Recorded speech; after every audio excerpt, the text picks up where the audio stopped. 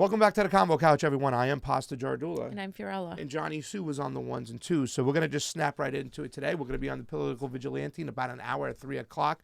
So you can catch me and Fiorella on over there. But first, we had a very important show we needed to do because stuff has gone crazy here in L.A. With the elections. You know, I'm calling it elections gone wild because it is that type of election. You know, Johnny wrote this whole thing about, you know, it's an algorithm. We've been sitting down studying. So we got this black notebook and we went out and visited some centers. And what we're going to do is we're going to go over the centers and what we experienced, even date back to some stuff that Fiorella asked the registrar's assistant months ago. And we're going to kind of go through those experiences. And some of the experiences that were shared with us, we're also going to kind of pinpoint as well. Yeah, and we're going to be covering this throughout the week, obviously, and into the California primary because nobody else is really doing this much election coverage. And we take it upon ourselves to be election integrity people because it doesn't matter how many reporters love Bernie and vote if your vote doesn't count. We saw that in 2016. So go ahead, Pasta. So, like we said, the system is designed to be a serious algorithm to cause all types of chaos, and they use many methods to kind of suppress your vote, especially the later vote, which is the progressive vote, which is the Bernie Sanders vote. So we're going to start with the list of inaccuracies. Number one, the locations. Fiorella asked Jeff Klein, who Jeff Klein is Dean Logan's assistant, the Registrar of California, about her concerns about the precincts being closed because there were many more precincts open, and now they're reduced down to vote centers. And this is what Jeff Klein had to say when it came to the vote centers when Fiorella asked him straight up.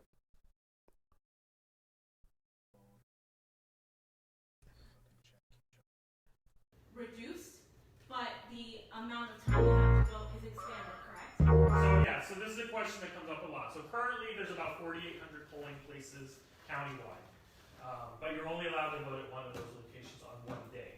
So at the high point, we'll have 1,000 vote centers. So raw number wise, yes, we're going obviously 4,800 is, well, 1,000 is smaller than 4,800. But the difference is in terms of convenience, we're now instead of one location out of the 4,800 on that one day, you'll now have 11 days where you'll be able to vote at up to 1,000 locations. So people look at the number and they say, wait a second, it looks like it's not as convenient, but it's actually more convenient because you have more options. So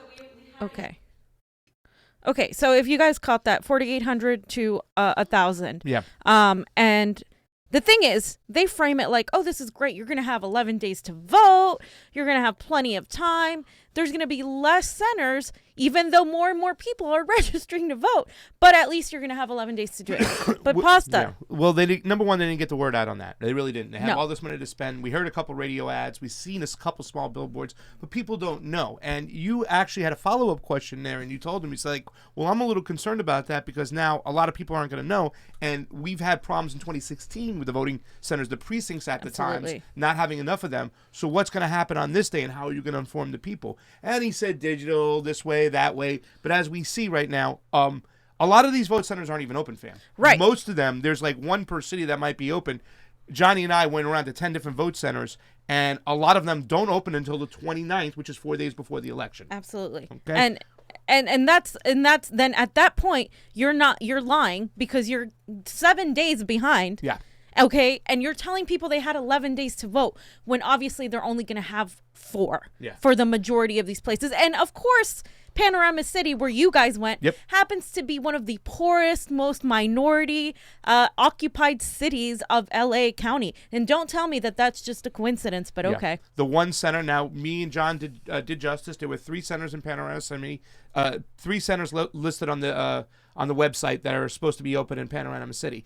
2 of them we went to first are not due to be open until the 29th. So we went to those first just to make sure. Then we went to the third one, the only one in Panorama City, and this is what we experienced.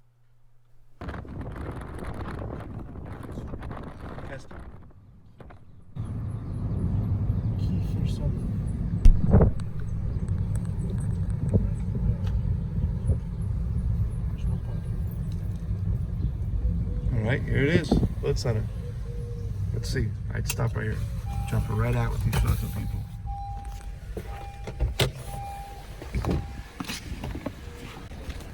How you doing? Good. We're open for business today? What do you mean?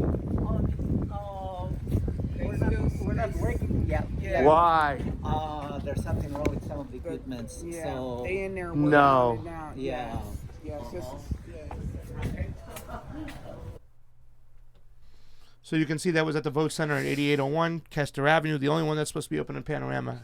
And it wasn't open. Wasn't open. Okay, and I feel really bad because the poll workers do seem concerned. They're like really upset about this whole situation because they have no power. I mean, they're being told what to do by somebody above them, and somebody above them is being told what to do by somebody above them, and that is how the chain of command operates in the LA County Democratic Party. Yeah, and going on those poll workers, which brings us to our next point, which I have in the beautiful black book here, which we've documented everything. The lack of training by the poll workers. Almost every single poll worker, except for one fam, had only an 8-hour day, 1 day of training. Now, that might seem like a lot, but it's not. This is a brand new system. There are brand new laws. The whole thing is totally different. And 1 8-hour day is not sufficient at all.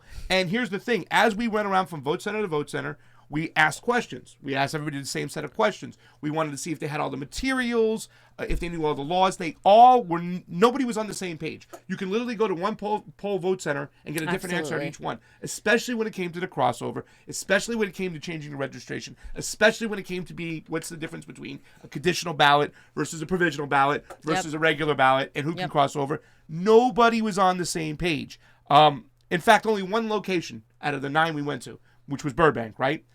Which didn't break out the cards. Other than that, no vote center fam Which was cards? ready to Which play. cards show?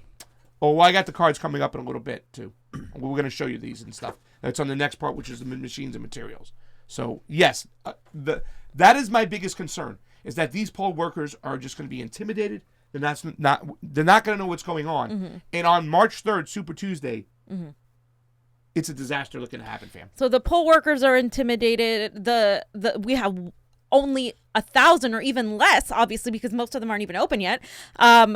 Polling centers. You can vote anywhere you want, but of course, obviously, the bigger, most populous areas are going to have more people, so that's going to be a problem as well. Most people, a lot of people have voted by mail, yet we don't really know where those ballots are going. And then also we have so much confusion over the provisional ballots and all the things which we will go over later and throughout the week. But Pasta, the machines are a whole other thing. The machines, there's not enough machines in these locations. Most of the locations, this brings me to my number 3 point, which is machines and materials. Most of the locations had 20 machines or less. Some of the there was like 2 locations that had more than that, but for the most part, the BMDs, the ballot marking devices, they only, out of 2 out of 9 locations had this particular card too as well. When you talk about materials. Now, a lot of people don't know we have a new voting system. Right. They're a lot really of people going to be don't hit. know. And this is going to be a whole new experience for them. They got to use a machine. So these particular new voting experience cards are supposed to be there. Only in 2 locations out of 9 did they have them. Only in 1 location did the poll worker beforehand say, when you're using this machine, there'll be a little more button on the bottom that you have to press. Right. Only 1 poll worker really alerted us to say, hey, listen, within this machine, there's going to be some problems. Not to mention that, fam, we went to 1 location. It was 1 voter. She was a poll worker. And we talked about this, the jamming of the machines. It was jammed. And nobody wanted to touch it. It was like, oh, we're not touching that. We're not touching that. They're trained to fix it. And it's in the manual. It is. Actually, that is actually not necessarily correct. They're trained about it, but they're not allowed to fix it. Only the lead is allowed to fix it. And and that's actually what the problem is. That's why they don't, because they're not supposed to. They're told to respond to whoever's above them and say, oh, they are only the ones allowed to fix it. Everybody has a position where they stick to, and that's how it works. Yeah, see, but that's the thing too. Those are even murky because in certain spots it's like only a lead can touch the ballot. Yes. We went to the location in Burbank, the one location we thought was good. The only mark they had, they didn't have this card. They were like, oh, we can fix it. We'll go over there. Like you could saw, they were very confident at this particular polling place. They had a lot of poll workers who were, but it was the only place. And me and Johnny said, we got to send people to this place, make sure they get that card and send it there. But these jamming mechanisms are going to cause problems. I suspect you're going to see a do not work and a sign hang over the machine. Yep. Even reducing the amount of machines they have already, which is small, and it's really going to cause a problem. Yep, Johnny? absolutely. Parking, number 4. Now, you might think this is something simple, but Johnny looked and counted the parking spots at each place. One place in San Fernando had 8 parking spots in the back. 8. 8 in Los Angeles. And the next voting center was 3 miles away from it. So, Johnny, the parking, you saw it. Only that Burbank location was maybe adequate. Even the one in Eagle Rock had small amounts of parking for parking night when we parked off to the side. Yeah, the Rosemead one had a lot of parking because it was it's right across the street from the library. Yep. But if it's operating during the library hours, then that Forget might be about a problem. Yeah, that's going to be a problem. So parking, not sufficient. I was like, who picked these places? And hopefully during the 29th, when a lot of these places open, there are some at some schools and some other places where people can park. But for the most part right now, that's a major concern of mine. The one in San Fernando, I'm like, uh-oh. Because it was on a busy road. It was a lot of restaurants around. It's going to be a shit show. Number 5, and this is where we talked about the e-poll booklet. Now, first of all, it's an electronic system. It's online set up where they have iPads where they check you in. But we said a lot of the problems are going to start with this e-poll process. You know what I'm saying? This e-poll booklet, if it doesn't have, if the internet goes down, what is going to happen? So just to clarify, the e-poll book is what the Yes. poll workers have. It is what they use to look you up. To check you in. Exactly. Instead of a voter list. Exactly. Instead of a voter list. The e-poll book is what is connected to the internet. Yes. It is what has this database. It's what has this information. And it is what is actually mostly not secure. It is what we were told by several of our poll worker friends and people who have voted that it can be accessed. Yep. By people who have the code to access it. And if your name is somehow not on that roll, if it hasn't updated or whatever, because people are now able to update the registration, it's going to mark provisional. Yes. And there's nothing you can do about it other than demand to not get a provisional ballot and have the poll worker pretty much lie to the computer and override the system. That's right. They're going to have to lie to the computer, and sometimes they're not going to do it. We already experienced a place right here. Okay, so it was incident number 5, and it was in Eagle Rock. Outside, we spoke with 3 voters who registered on February the 16th. They had screenshots in their phone showing me that they registered on the 16th, okay? But they were not in the system. They were given provisional ballots, and it was a Latino family, whatnot. They didn't want to cause too many problems, so they took the provisional ballot, and they went on. I suspect this to happen over and over and over again. Even the person we brought in to interview, which we're going to get that set up eventually, he even said until he gave them their license, they didn't find him in that e-poll book. Yeah. And they tried to force provisional. Now, he was smart enough to say what you did, fam. It's like, I ain't taking no provisional. And eventually they got him they figured it out and they got him a real ballot. But how many people are going to take that provisional when told they have to take Exactly. a provisional? And again, for the record, Greg Palast calls provisionals placebo ballots. They will not, most were ballots. not counted. I'm telling you. And even if they are, they're not counted to after the fact. They're going to make it look like somebody else is the winner. Yeah. So do not take that provisional ballot if at all cost. Yeah, so we're going to go over this real quick. If you're not in the e-poll book, you get a provisional ballot. Pretty much. Pretty That's much. a new registration. But make Unless sure you you force- demand. Exactly. Make sure you demand again and again, and also bring an ID. You shouldn't have to, but Bring it. Bring And it. if your address doesn't match your ID, make sure you have something like a bill that match your address. But the system is set up to crash badly, fam. Yeah. And some of the methods they were using in 2016, they're using again. It's this Yeah. form of chaos where people aren't sure. It's just going to make the lines that were in Arizona in 2016 when they closed 70% of the poll places there. And the lines were ridiculous. It's going to make it look like the kiddie line, what we're going to see on March the 3rd. It's gonna be worse than Chick-fil-A. It's going to be worse than Chick-fil-A. in and out. And the difference between conditional and provisional ballots, fam, let's get into that right now because I think you have some stuff over here that you want to talk about. Okay, so they sort of invented this thing that there's a difference between provisional and conditional ballot, and it says what is CVR voting, and that's conditional voter registration.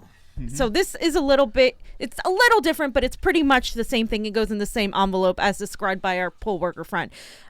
So this is in the California Elections Code section 2170. It says conditional vote registration. It basically means a properly executed affidavit of registration that is delivered by the registrant to the county elections official and may be deemed effective pursuant to this article after the election official processes the affidavit, determines the registrant's eligibility to register, and validates this information. So basically, you need to, if you are a new voter, or if you change your registration but you bring an ID and the proper documentation, they may still subject you to a conditional ballot. If you don't bring an ID and you do that, they give you a provisional ballot.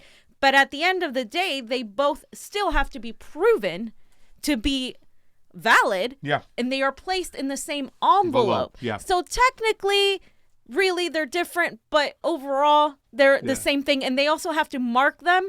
And I'm expecting in the chaos of everything, they're just going to be put on as the same thing. Yeah.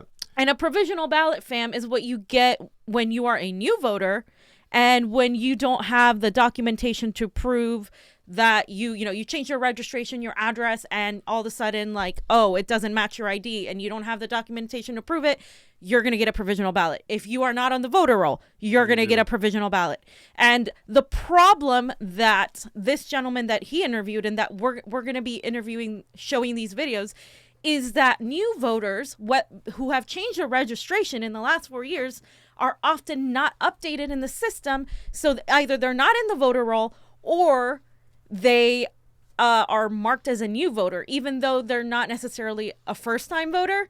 They are marked as a new voter because they changed their registration within the last 4 years. And I'm going to point this out here because this is good, because this was day 3 of the voting. It was incident number 6. We went to Duarte.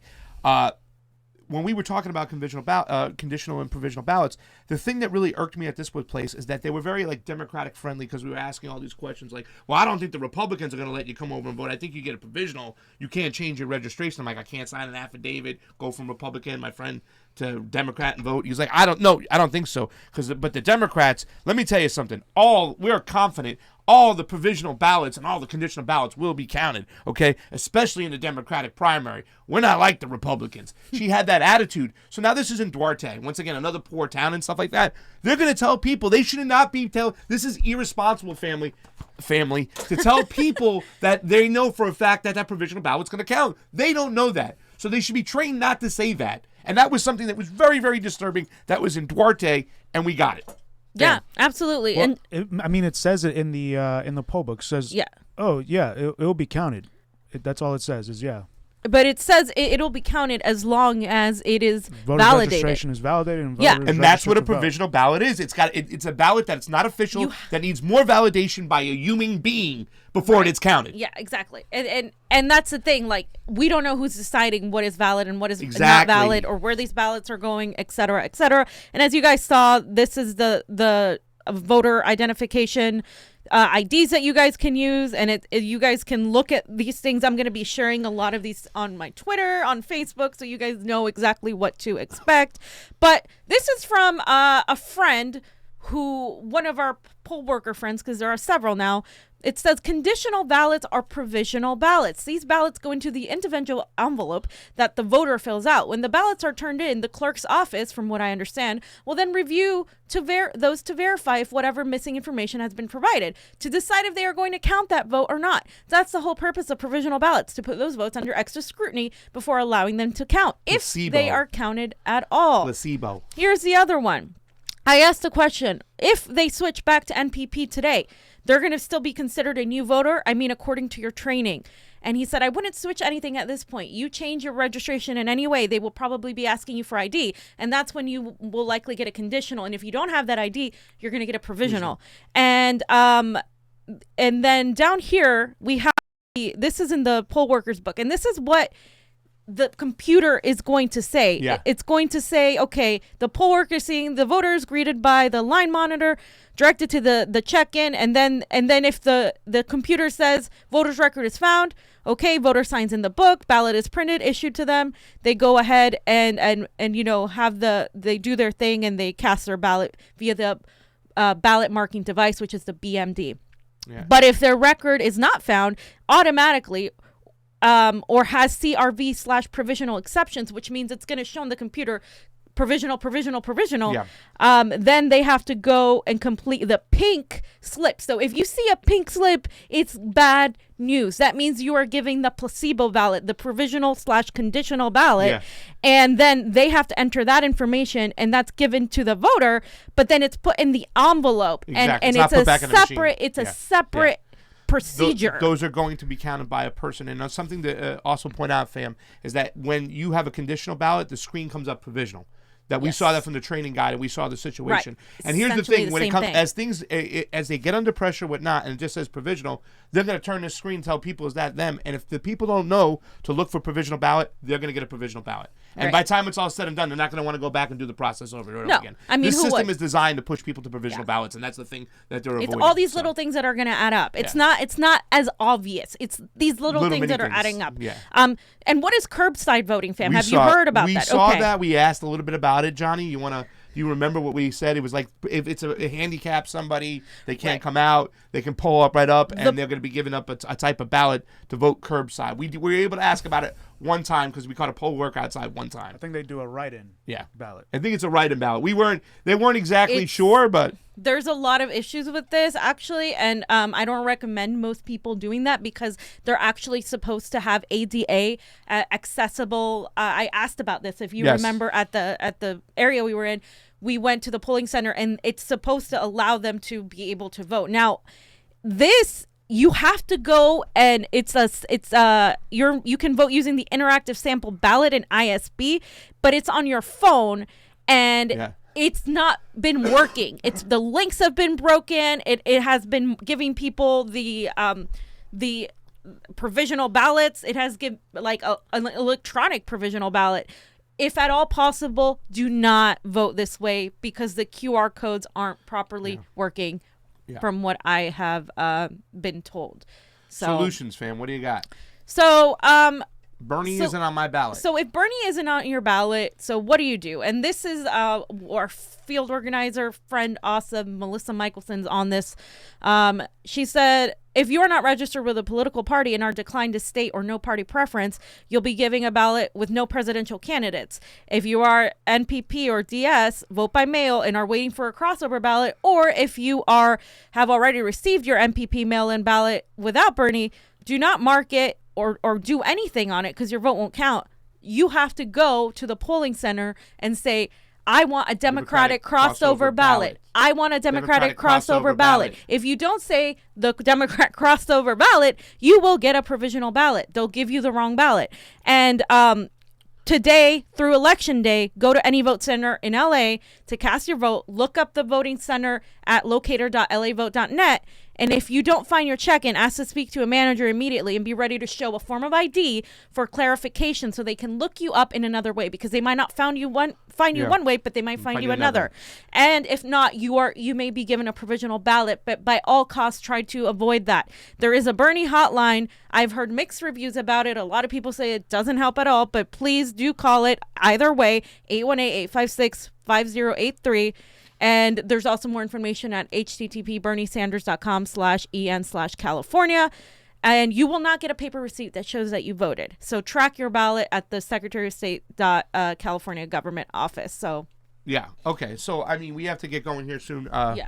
But I mean, you have some other stuff you. I just want to finish up with this thing Go ahead, right go, here. finish up right now. So my other poll worker friend that is actually having starting on Saturday and is going to let me know how it goes, said, here are some notes I took at my training. Electronic system is used to be able to vote anywhere in LA County. Provisional ballots are said to be counted 3 to 4 days after Election Day.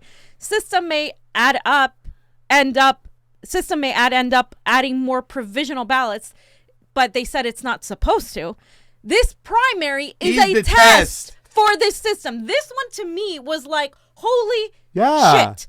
That's they what are we were testing saying. out this system in this primary. They decided to test this whole thing out. Let me give you another one. They're training during the primary. They haven't had the adequate training for this. So not only that, they're practicing on people, and this whole system is a test. The vote itself, the election is the most important election of our time is now a test. in the state with the most delegates. Yes, and the most votes in Los Angeles. It's sure. Where Bernie Sanders is leading by wide margins. Here's something we experienced too. Media must have permission to take videos or photographs. Johnny and I were told that they were not allowed to speak to media. That was at the second location we were sent to. Well, we're going to have credentials, and they're going to let us, or I'm going to make a scene. And this is something here too. Have to wait for the IT to arrive when there are signs of tampering with the machines. We witnessed this as well. Nobody wanted to go near the machine. The lead didn't want to go near the machine. It was jammed. Let's wait for the IT person to arrive. I hope they got a hell of a lot of IT people. They should just assign 3 IT people to each fucking location. Yeah, right. It's going to be that. Jams will occur. Trainer said to expect that to happen. Yes. One person voting in one place, and it was Jam Fam. Less than fucking 15 machines in that location. It's going to be a disaster. And the trainers seem to be more concerned with customer service and the integrity of the vote. Now, this can be because this is what they're told, but the people above them, this is how they have to be. Poll workers are diverse in age and ethnicity, but many are 40 above and may not be tech savvy. Trust me, they aren't from my experience. Yes. This new law that was signed was mentioned to allow voters to register on the day of, but no guarantee of the ballot being counted that day, which means you're not necessarily going to be given Conditional. The training was very rushed, to 8 say hours. the least. Each person, not one person, other one person we found had more than one training, and she did it herself, and she was amazing. She'd been doing it for years, but that was the only person we found that had more than 8 hours of training in a brand new system. And machines are actually easy to use, but voters may have to vote provisionally if the software and the voter roll is not updated. And that's what's going to happen. That's the problem. So, and we're going to be talking about the rest later on, but I just want to, let you guys know we're going to be updating you guys, giving you all the information that you need. But this is we're not trying to be alarmist here, but here's the thing. I feel like certain people are not dealing with this the proper way. They are saying it's a conspiracy theory to be worried. Oh, we're waiting. Don't worry about it. No, Bernie could win every single state and lose California, and that's it. Like, I'm telling you right now, we have to be vigilant. It doesn't hurt to be extra vigilant. Why? Because of 2016, because of what happened in Iowa, because he's literally facing the entire Democratic establishment, of which the California Democratic Party is not only the most financially powerful, it is one of the most corrupt. And we know this. We live here. We do. Especially in LA. Especially in LA. So if you got a chance, go out there, vote early, because it's going to be a disaster on Please. March 3rd. But we'll give more information on this. We got a lot of stuff coming to you. But that's it for now. We're going to get over to the political vigilante. If you haven't joined our ROKFIN, please do. For Pasta Jardula, Fiorella, Jonny Sue spinning on the ones and twos. Convo out. See you on the political vigilante.